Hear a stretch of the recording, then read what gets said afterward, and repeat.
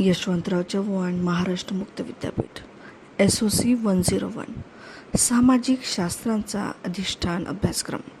यापूर्वी आपण पुस्तक 1 इतिहास व राज्यशास्त्र आपण आपल्या लिंकमध्ये अभ्यासलेले आहे.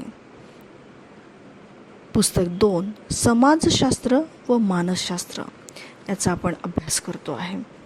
विभाग 1 समाजशास्त्र, घटक 1 समाजशास्त्र स्वरूप व व्याप्ती, घटक 2 सामाजिक संरचना व प्रक्रिया. आता पुस्तक दुसरे सुरू झालेले आहे आणि समाजामध्ये काय घडतं, समाजातच व्यक्तीच्या सामाजिकीकरणाची कशी प्रक्रिया होत असते याची मांडणी या पाठामध्ये केलेली आहे. तर मानसशास्त्राचा अभ्यास करत असताना मानसशास्त्र आपण जेव्हा अभ्यासतो तेव्हा आपल्याला केवळ हे सैद्धांतिक स्वरूपाचे शास्त्र नव्हे तर मानसशास्त्राला फार मोठी उपयोजनाची बाजू देखील आहे हे आपल्या लक्षात येतं आणि या दृष्टीनेच आपण त्याचा अभ्यास देखील करणार आहे. आता घटक 1 समाजशास्त्र व स्वरूप व व्याप्ती यामध्ये आपण उद्दिष्ट बघणार आहे, व्याख्या, त्याची व्याप्ती, संस्थानाचा अर्थ, त्याचबरोबर सामाजिकीकरणाचा अर्थ, सहयोगाचा अर्थ, समायोजनाचा अर्थ, संस्कृती म्हणजे काय, समाजात चिन्हाचे व प्रतीकांचे काय महत्त्व आहे, सामाजिक मूल्यांचा अर्थ काय व सामाजिक प्रमाणके, लोकाचार, लोकनीती, प्रथा, परंपरा याचा देखील आपण अभ्यास करणार आहोत. आता प्रास्ताविकमध्ये आपण अभ्यासतो तेव्हा प्रास्ताविक व्यक्ती एकटी राहू शकत नाही, तिला इतरांची गरज असते. म्हणजेच काय, संबंधाने ते सामाजिक संस्था या प्रकारामध्ये ते राहू शकतात, म्हणजे सहभागाने राहतात. आता मानवी समाजाची स्वतःची अशी एक खास संस्कृती आहे. व्यक्तीच्या खाजगी व सामाजिक जीवनावर त्याचा प्रभाव देखील पडतो आणि संस्कृतीची स्वतःची अशी खास चिन्हे व प्रतीके, सामाजिक प्रमाणके, लोकाचार व लोकरूढी देखील आहेत आपल्या लक्षात येते. त्याच्यानंतर आहे विषय विवेचन. विषय विवेचन म्हणजे समाजशास्त्र म्हणजे काय, तर समाजशास्त्र अभ्यासत असताना आपल्याला हे लक्षात येते की कोणत्या परिस्थितीनुसार समाजशास्त्राचा उपयोग झाला किंवा उदय झाला. खरं पाहता जिज्ञासू वृत्तीतून मानव हा विचार करायला लागला आणि त्यांनी खगोलशास्त्र, वनस्पतीशास्त्र, जीवशास्त्र, राज्यशास्त्र अनेक शास्त्रे निर्माण केली आणि समाजशास्त्र देखील त्यातलाच एक भाग आहे. आता उदयकाल व विकास. 1830 पासून समाजाचा वैज्ञानिक पद्धतीने स्वतंत्र अध्ययन विषय समजून घेण्याचा प्रकार जर कोणी मांडला असेल तर तो आहे ऑगस्ट कॉम यांनी. त्याचबरोबर मॅक्स वेबर व कार्ल मार्क्स या विचारवंतांनी ग्रंथ लिहून समाजशास्त्राच्या विकासात मौलिक अशी भर टाकल्याचं देखील आपल्याला दिसतं. आपण जेव्हा माणसाचा अभ्यास करतो आणि त्या माणसाने जी समाज रचना करून ठेवलेली आहे त्यामध्ये इसवी पूर्व आणि पाश्चिमात्य पौरात्य विचारवंतांनी सामाजिक समाजाचे अध्ययन करून विविध विचार देखील मांडलेले आहे. आता भारतीय प्राचीन काळापासून भारतामध्ये काय होत आहे की चिंतनपर विचार विविध धर्मग्रंथातून मांडले असल्याचे देखील लक्षात येतं. आता जन्म, विवाह, मृत्यू या मानवी जीवनातील 3 महत्त्वपूर्ण घटना आहे आणि अन्य प्रसंगी करावयाचे संस्कार, कर्तव्य, अधिकार, 4 आश्रम, 4 वर्ण इत्यादीचे वर्णन स्मृती ग्रंथामध्ये देखील आपल्याला आढळते. आता समाजशास्त्राची व्याख्या. मॅक आयव्हर व पेज यांच्यामध्ये समाजशास्त्र व सामाजिक संबंधाचा अभ्यास करणारे शास्त्र म्हणजे 2 व्यक्तीमधील परस्पर संबंध म्हणजे सामाजिक संबंध होय असं आपल्या लक्षात येते. यानंतर फेअर चाइल्ड यांच्या मते मानव आणि मानवनिर्मित वातावरण यांच्यामधील संबंधाचे अध्ययन म्हणजे समाजशास्त्र. तर याच्यामध्ये काय, तर विवाहाच्या संदर्भातील भिन्नता म्हणजे मानवनिर्मित वातावरण, मानवानेच निर्माण केलेलं आहे ना ते, या प्रकारचं दिसतं. गिन्सबर्ग म्हणतो की व्यक्तीमधील आंतरक्रिया आणि त्यातून निर्माण होणारे परस्पर संबंध याच्या कारणाचे व परिणामाचे अध्ययन करणारे शास्त्र म्हणजे समाजशास्त्र. हॅरी जॉन्सन यांनी देखील व्याख्या केलेली आहे. जॉर्ज सी मेल समाजशास्त्राच्या व्याख्यानावरून आपल्याला असं आढळतं की समाजशास्त्राचा अभ्यास विषय अतिशय व्यापक आहे आणि सामाजिक संबंध हा त्यातला एक मुख्य गाभा आहे. मॅक आयव्हर व पेज यांना असं वाटतं आणि याउलट सामाजिक समूह या संज्ञेवर समाजशास्त्राचा व्यापक स्वरूपाचा अभ्यास विषय अधिक चांगला स्पष्ट होऊ शकतो असे देखील हॅरी जॉन्सन यांनी म्हटलेले आहे. ठीक आहे. आता याच्यानंतर पाहतो आहे आपण की समाजशास्त्राचे स्वरूप. समाजशास्त्राचे स्वरूप म्हणजे काय समजून घेताना सर्वप्रथम समाजशास्त्र हे समाजाचा वैज्ञानिक पद्धतीने अध्ययन करणारे शास्त्र आहे. ठीक आहे. त्याच्यानंतर शास्त्र म्हणजे नेमकं काय, तर ज्या अभ्यासातनं आपल्याला ज्ञान प्राप्त होत असताना पद्धतशीर माहिती मिळते. ठीक आहे. अगदी ॲक्युरेट, जसं की सायन्समध्ये सत्य एकदम ॲक्युरेट असते, शुद्धता असते, त्याच प्रकारची शुद्धता आपल्याला इथे मिळत नाही, पण त्या प्रकारचा प्रयत्न केला जातो. त्यानंतर शास्त्रांच्या कसोट्या आहे. स्वतंत्र अभ्यास विषय आहे. स्वतंत्र अभ्यास विषयाचा विचार करत असताना सर्व सामाजिक शास्त्रांचा अभ्यास विषय मानवी समाज हाच आहे आणि समाज जीवनाच्या आर्थिक, राजकीय यासारख्या एका विशिष्ट अंगांचे अध्ययन अर्थशास्त्र, राज्यशास्त्र इत्यादीमध्ये केले जाते. ठीक आहे. याच्यानंतर आहे वैज्ञानिक पद्धतींचा अवलंब. समाजशास्त्रामध्ये समाजाचे अध्ययन करण्यासाठी वैज्ञानिक पद्धती म्हणजे कोणती गोष्ट जशीच्या तशी न वापरता तिचं पडताळणी करणे, निरीक्षण करणे. ठीक आहे. वस्तुनिष्ठेवर श्रद्धा म्हणजे आता अभ्यासकांनी जाती व्यवस्थेचे अध्ययन वस्तुनिष्ठपणे केलेले आहे.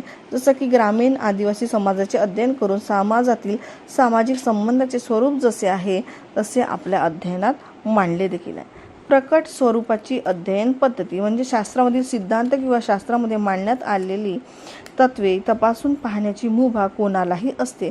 अशा प्रकारे वैज्ञानिक अभ्यासात एक प्रकारचा खुलेपणा असतो. प्रयोग पद्धतीचा अवलंब म्हणजे काय, तर ज्या ठिकाणी प्रयोग पद्धतीचा अवलंब करणे शक्य आहे त्या ठिकाणी समाजशास्त्राचा अभ्यास करताना आपण वापरतो. जसं की खगोलशास्त्रामध्ये ग्रह व तारे याचे अध्ययन करताना अभ्यासक प्रायोगिक पद्धतीऐवजी निरीक्षणावर विसंबून असतात, तर तसं देखील इथे केलं जातं. संभाव्य कथन जसं की रसायनशास्त्र, भौतिकशास्त्रामध्ये आपण काय करतो 100% अचूकपणे सांगतो, परंतु समाजशास्त्रामध्ये असं होत नाही, परंतु त्याच्यामध्ये शुद्धता आणण्याचा प्रयत्न केला जातो. त्याच्यानंतर आहे समाजशास्त्राची प्रमुख वैशिष्ट्ये. सामाजिक शास्त्र आहे ते अनुभव प्रामाण्यवादी आहे. वर्णनात्मक शास्त्र आहे. शुद्ध सैद्धांतिक शास्त्र आहे. संचयी स्वरूपाचे शास्त्र आहे. अमूर्त शास्त्र आहे. आता सामाजिक शास्त्र म्हणजे काय, समाज सदस्यांच्या सामाजिक संबंधांचे अध्ययन. अनुभव प्रामाण्यवादी म्हणजे काय, आदर्श स्वरूपाचे सामाजिक संबंध कोणते, सामाजिक संबंधाचे स्वरूप कसे असावे, अभ्यासकाला रस नसतो, परंतु आपण काय होते अशा प्रकारच्या प्रश्नांची चर्चा कल्पनाशक्तीच्या आधारावर तसे नैतिक दृष्टीने करता येते. समाजशास्त्राचे अभ्यासक सामाजिक संबंध, सामाजिक घटना इत्यादीचे अध्ययन करताना पुरावा देता येईल अशा स्वरूपाची अनुभव प्रमाणित तथ्य संकलित करतात. वर्णन म्हणजे काय, जाती संस्थेचे अध्ययन करता समाजशास्त्राच्या अभ्यासकाला चा उद्देश असतो की जाती व्यवस्थेचे समर्थन करणे किंवा जाती व्यवस्थेला विरोध करणे हा नसतो. शुद्ध सैद्धांतिक शास्त्र समाजशास्त्रात भ्रष्टाचार, काळा पैसा, भिक्षावृत्ती, दहशतवाद, वेश्यावृत्ती यासारख्या अनेकविध सामाजिक समस्यांचा अभ्यास होतो, परंतु सामाजिक समस्यांचे निर्मूलन करणे समाजशास्त्राच्या अभ्यासाचे कार्य नाही, परंतु त्यामध्ये वैज्ञानिक पद्धतीने अध्ययन करण्यावर भर मात्र दिला जातो. व्यावहारिक अथवा उपयोजित काय आहे, त्याचबरोबर दैनंदिन मानवी जीवनामध्ये काय होतं की अनेक अडचणी येतात, ते दूर करण्याचा समाजशास्त्र एक प्रयत्न करतो. समाजशास्त्र हे व्यावहारिक अथवा उपयोजित शास्त्र आहे. ठीक आहे. आता संचयी स्वरूपाचे शास्त्र, संचयी म्हणजे काय, तर समाजशास्त्रात अभ्यास विषयाच्या संघटित ज्ञानामध्ये नवीन ज्ञानाची भर सतत पडत असते. अमूर्तशास्त्र जसं की आई, मुलगा, भाऊ, बहीण, मालक, नोकर यासारखे विविध सामाजिक संबंधांचे स्वरूप निरीक्षणाच्या साहाय्याने बुद्धीद्वारे समजून घ्यावे लागते. समाजशास्त्राची व्याप्ती काय आहे, व्याप्तीचा विचार करत असताना विविध पैलू जे निगडित आहे मानव निर्मित त्यांचा देखील आपल्याला याच्यामध्ये अभ्यास करायचा असतो. आता पहिलं बघा, समाजशास्त्राच्या व्याप्तीसंबंधी ऑगस्ट कॉम काय म्हणतो की असं समाज स्थितीशील आहे, म्हणजे समाज जीवनामध्ये काही गोष्टी प्राचीन काळापासून सातत्याने सुरू आहे. जसं जातीनिष्ठा म्हणजेच काय, तर समाजाचे 2 प्रकार पडतात. एक समाज कसा आहे, एक स्थितिशील आहे आणि दुसरा गतिशील आहे. ठीक आहे. आता गतिशील म्हणजे काय, समाज जीवनात परिवर्तन देखील घडून येत असते. पूर्वी आपला पोशाख कसा असायचा, आज आपला पोशाख कसा आहे. समाजशास्त्राच्या व्याप्तीसंबंधी विचारवंतांमध्ये मतभिन्नता. अर्थातच एवढ्या सगळ्या व्याख्या पाहिल्यानंतर आपल्याला लक्षात येते की सगळ्यांचा दृष्टिकोन हा वेगवेगळा आहे. ठीक आहे. त्याच्यानंतर स्वरूप प्रधान विचार संप्रदायानुसार समाजशास्त्राची व्याप्ती. जॉर्ज सिमल, बॅजेस, टोनीज इत्यादी समाजशास्त्रांनी समाजशास्त्राच्या व्याप्तीसंबंधी स्वरूपात विविध विचार मांडले आणि त्यांच्या मते खगोलशास्त्र, वनस्पतीशास्त्र, रसायनशास्त्र या शास्त्राप्रमाणे काय समाजशास्त्र देखील आहे. ठीक आहे. स्वरूप प्रधान विचार संप्रदायावरील आक्षेप. आता कौटुंबिक क्षेत्राचा प्रभाव पती पत्नीमधील सामाजिक संबंधाच्या स्वरूपावर पडतो. ओके. कायदेशास्त्र हे सामाजिक संबंधांच्या संघर्ष, करार इत्यादी प्रकारच्या स्वरूपाचा अभ्यास करते. समन्वयात्मक विचार संप्रदायानुसार समाजशास्त्राची व्याप्ती कळते. म्हणजेच काय की सामाजिक शास्त्रापेक्षा वेगळा व स्वतंत्र असा अभ्यास विषय समाजशास्त्रात राहणार नाही असे म्हणणे चुकीचे आहे. समाजशास्त्राच्या व्याप्तीसंबंधीचे निष्कर्ष. समाजशास्त्र हे विशेषित शास्त्र आहे आणि यामध्ये विचारवंतांच्या गटानुसार पुरस्कार केला जातो.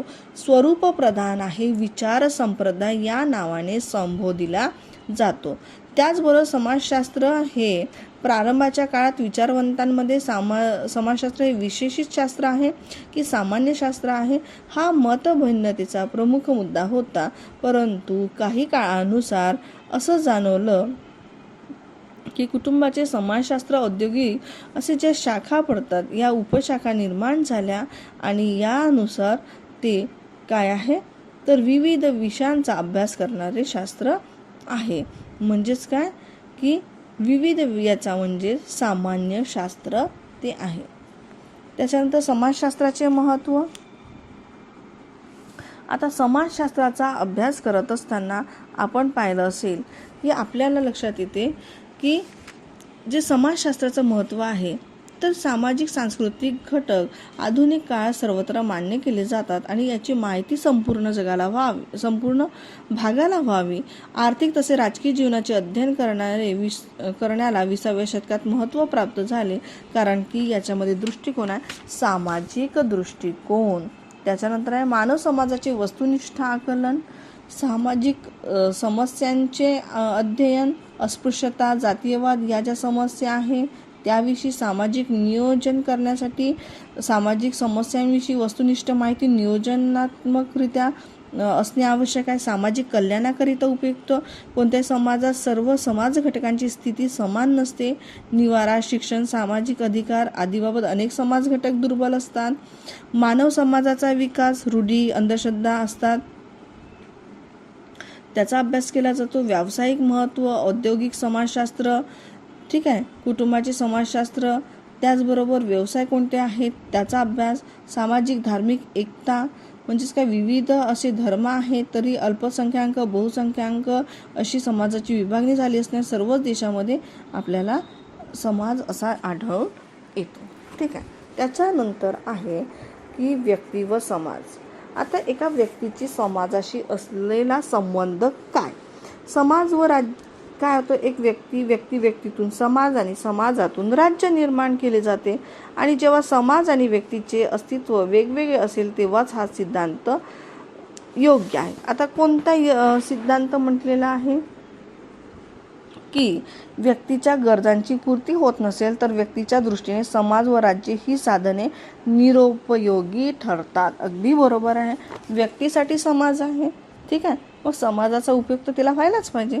संकल्पनेचा अर्थ दिलेला आहे धर्म, वंश या अर्थाने समाज या शब्दाचा उपयोग करीत असतो. शेतकरी समाज, कामगार समाज असे म्हणताना समान किंवा एकच व्यवसाय असणाऱ्या लोकांचा समूह या अर्थाने आपण समाज या शब्दांचा उपयोग करीत असतो, ठीक आहे. आता समाज म्हणजे नेमकं काय, तर समाज म्हणजे कोणत्याही एका देशामधील समाजाचे अध्ययन करून या आधारावर समाजशास्त्रासारख्या सामान्य शास्त्राची उभारणी होणे शक्य नाही.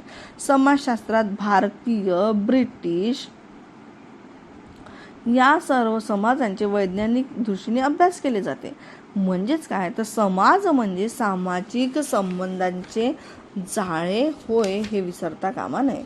आता सामाजिक संबंधांचा अभ्यास करत असताना त्याचा अर्थ व त्याचे स्वरूप, दोन व्यक्तींमधील परस्पर संबंध म्हणजे सामाजिक संबंध, दोन निर्जीव वस्तूंमधील संबंध म्हणजे भौतिक संबंध, कागद व पेन यांच्यामधील संबंध भौतिक संबंध, पती पत्नी, आई मुलगा, मालक नौकर म्हणजेच कोणते संबंध झाले हे परस्पर समाजातील संबंध. संस्थीकृत सामाजिक संबंध म्हणजे पती पत्नी, पिता पुत्र, शिक्षक विद्यार्थी असे जे स्थायी स्वरूपाचे सामाजिक संबंधांची अनेक उदाहरणे आहेत. आता संस्थीकृत सामाजिक संबंधांची वैशिष्ट्ये, विशिष्ट वर्तणूक म्हणजे थोडेफार स्वरूप बदलेल पण व्यक्तींना परस्परांशी विशिष्ट प्रकारे वागवावे. वर्तन चाकोरी म्हणजे वर्तन प्रकारच्या आकृतीबद्धाचे स्वरूप हे सामाजिक आहे. रूढी, परंपरा, कायदे, मूल्ये यांच्याद्वारे निश्चित झालेले असते. भारतीय व अमेरिकन समाजात काही प्रमाणके व मूल्ये वेगवेगळी आहेत, ठीक आहे. आता झालं हे सामाजिक दर्जा. आता सामाजिक दर्जा बघत असताना आपण अनेक प्रकारचे संस्थीकृत सामाजिक संबंधांनी मिळून प्रत्येक समाजाची संरचना केली, ठीक आहे. म्हणून समाजाचा किंवा व्यक्ती व विकास यांच्यामधील संबंधाचा अभ्यास करणे प्रस्थितीमधील संस्थीकृत सामाजिक संबंधांच्या जाळ्याचा अभ्यास होय. आता काय झालं की संस्थीकृत सामाजिक संबंधाचे स्वरूप निश्चित व दीर्घ काळ टिकणारे असते. त्यामुळे त्यांचे वैज्ञानिक पद्धतीने अध्ययन करून आधारलेली नियम वजा सर्वसाधारण विधाने करणे समाजशास्त्राच्या अभ्यासकाला शक्य होत असते. आता सामाजिक संस्था कोणत्या? नाट्य संस्था, खरेदी विक्री संस्था, शिक्षण संस्था, गृहनिर्माण, क्रीडा संस्था हे सगळे जे गट, मंडळ, संघटना आहे या अर्थाने संस्था वापरली जाते. व्यक्ती व समाजाच्या अस्तित्वाविषयक गरजा. आता माणूस कसा आहे? मानवाने मानवी प्रवृत्तीचा विकास तेव्हाच होऊ शकतो जेव्हा तो समाजाचा सदस्य असतो तेव्हा. शारीरिक गरजा काय? तहान, भूक, काम, वासना, शरीराचे संरक्षण इत्यादी गरजांची पूर्ती होण्यावरच व्यक्तीचे शारीरिक अस्तित्व टिकून असते. आणि शारीरिक अस्तित्व टिकून असेल, गरजाची पूर्तता झाली तर पुन्हा निर्माण या गरजाची पूर्तता करण्यासाठी आपल्याला कुठं जावं लागेल? समाजाचाच उपयोग घ्यावा लागेल. म्हणजे स्थायी स्वरूपाची एखादी व्यवस्था निर्माण करणं आवश्यक आहे. मानसिक गरजा. आपल्या मानसिक अनुभवात इतरांनी सहभागी होणे, मानसिक सुरक्षितता, प्रशंसा व मान्यता, नीती धैर्य अबाधित ठेवणे या सर्वांचा समावेश मानसिक गरजांमध्ये होत असतो. त्याच्यानंतर आहे सांस्कृतिक गरजा. सांस्कृतिक गरजा म्हणजे काय? निसर्गाने मानवाला स्मरणशक्ती, बुद्धिमत्ता, कल्पकता, भाषेची निर्मिती हे सगळं काही दिलेलं आहे आणि त्यांच्या आधारे मानवाने संस्कृती निर्माण केली.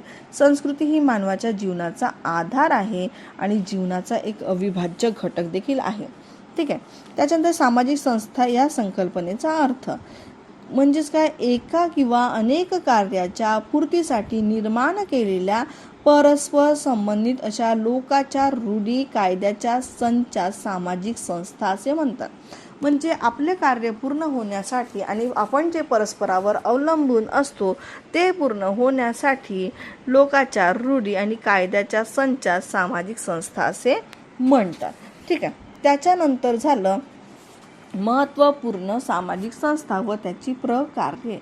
आता सामाजिक संस्था कोण आहे? कुटुंब संस्था आहे, आता मानवाची शारीरिक, मानसिक, सांस्कृतिक गरजा कुठे पूर्ण होते? कुटुंबामध्ये होते. विवाह संस्था काय आहे? समाज सदस्यांच्या लैंगिक संबंधावर नियंत्रण ठेवून समाज व्यवस्थेतील स्थैर्य टिकविण्याचे कार्य करते. शिक्षण संस्था काय आहे? कौशल्य, ज्ञान, तंत्रे विकसित करण्याचे कार्य शिक्षण संस्था. धर्म संस्था काय करते? मानवाच्या जीवनातील दुःख, नैराश्य, ताणतणाव दूर करण्याचे काम करते. राज्य संस्था काय करते? शांतता व सुव्यवस्था आणते. आर्थिक संस्था काय करत असते? बाजारपेठ, मालमत्ता, कर यासारख्या आर्थिक संस्था ज्या आहे त्या व्यक्तीच्या आर्थिक गरजांची पूर्ती करते. सामाजिक स्थिरीकरण म्हणजे काय? तर तांत्रिक क्षमता, बौद्धिक कौशल्य आत्मसात केलेल्या व्यक्तींचा सतत पाठपुरावा होत राहणे ही समाजाची गरज आहे. त्यानंतर आहे सामाजिक आंतरव्यवहार. सामाजिक आंतरव्यवहार याचा अभ्यास करत असताना आपल्याला क्रिया, प्रतिक्रिया याची देखील मांडणी करायची आहे.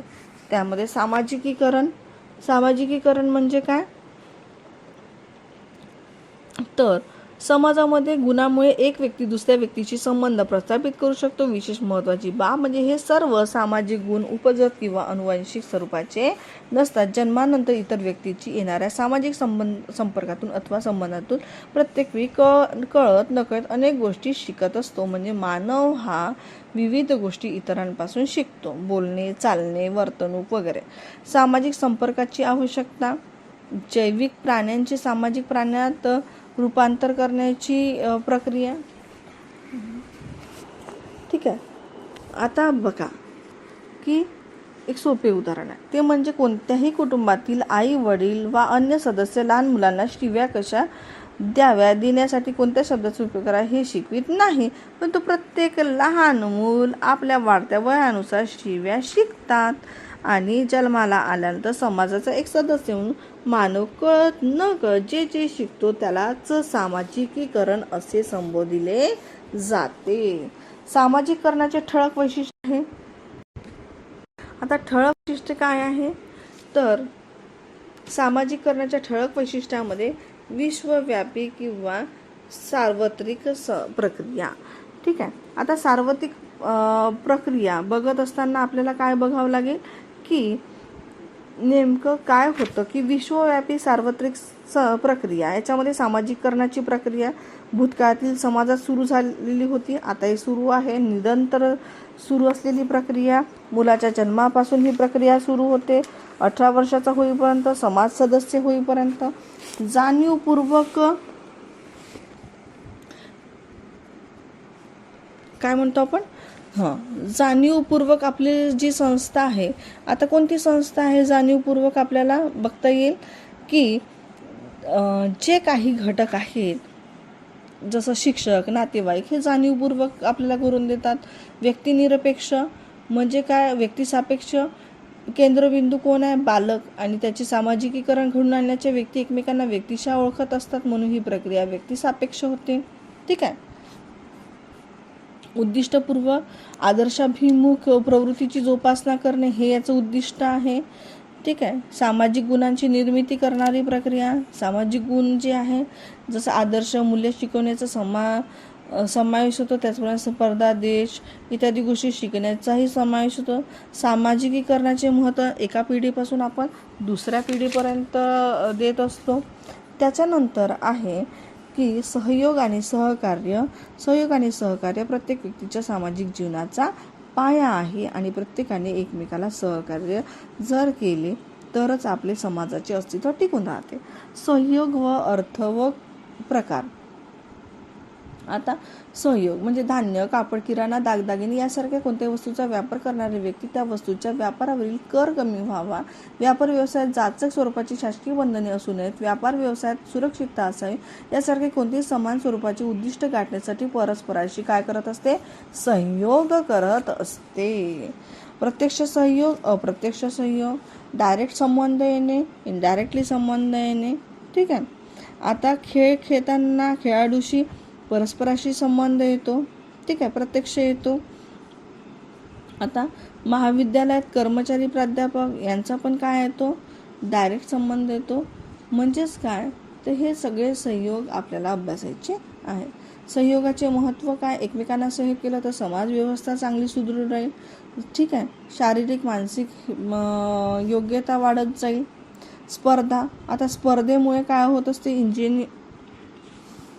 इंजिनियर डॉक्टर हे जे लोक आहेत, या लोकांमुळे काय होत असते, आर्थिक मोबदला मिळत असतो, उच्च सामाजिक दर्जे कमी प्रमाणात उपलब्ध असतात.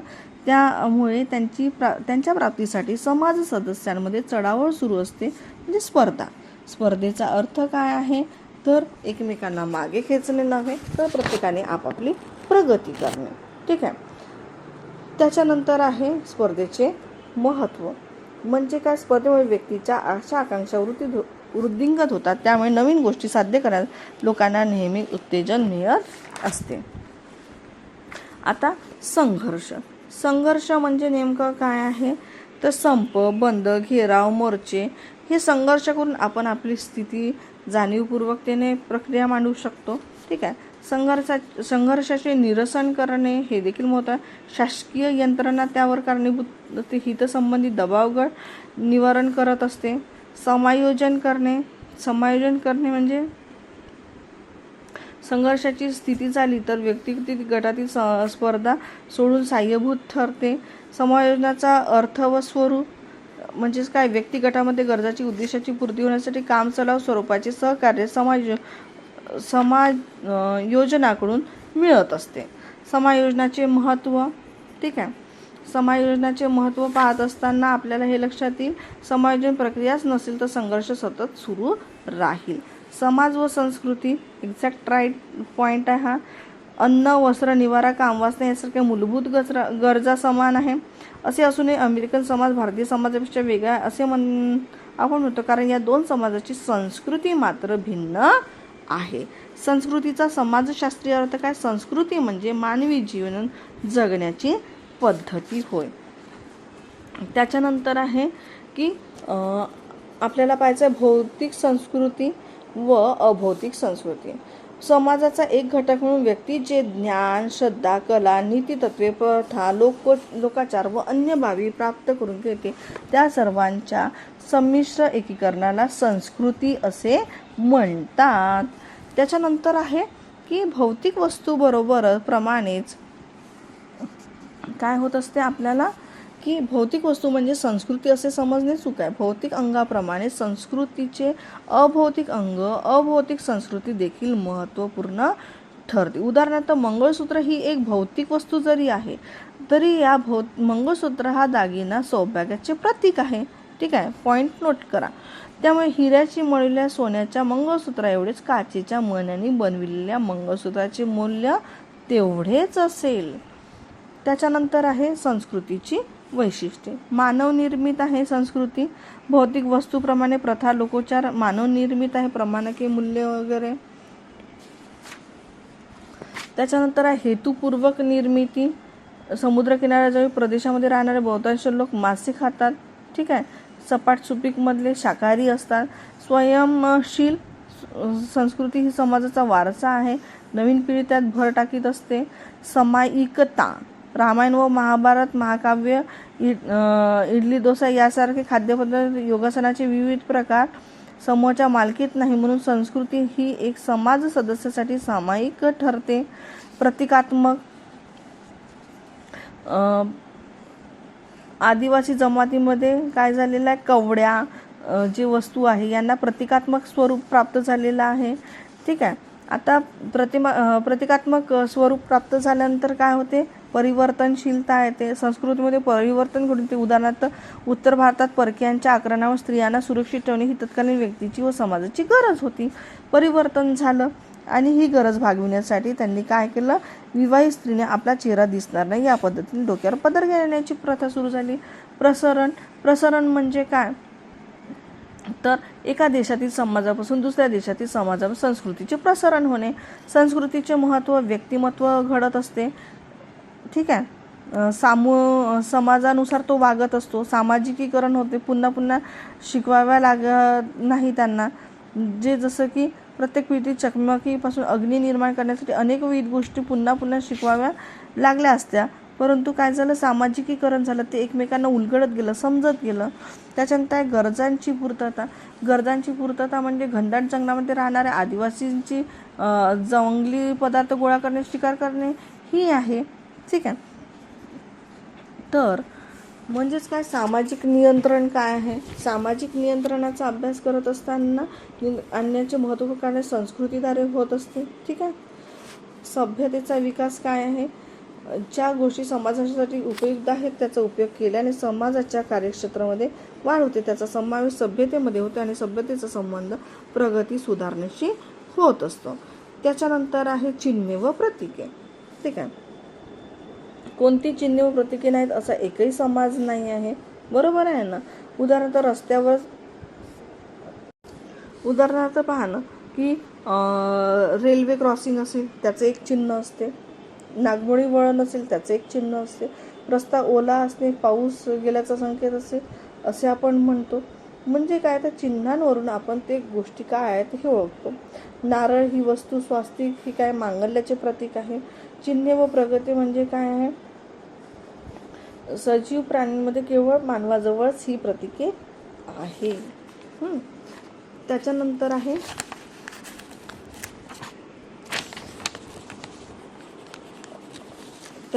मूल्य काय आहे, तर चांगले वाईट काय, आदर्श काय आहे, गुरूंचा आदर करणे, श्रद्धा ठेवणे यासारख्या गोष्टी आहे. त्याच्यानंतर आहे सामाजिक प्रमाणके. मूल्य ही सामाजिक व्यवहारात महत्त्वाचे, खऱ्या योग्यतेचे काय यासंबंधी अमूर्त कल्पना अशा स्वरूपात असतात. त्या महत्त्वाच्या संदर्भात प्रत्यक्ष कसे वागावे यासंबंधी नियम म्हणजे प्रमाणके होय. ठीक आहे.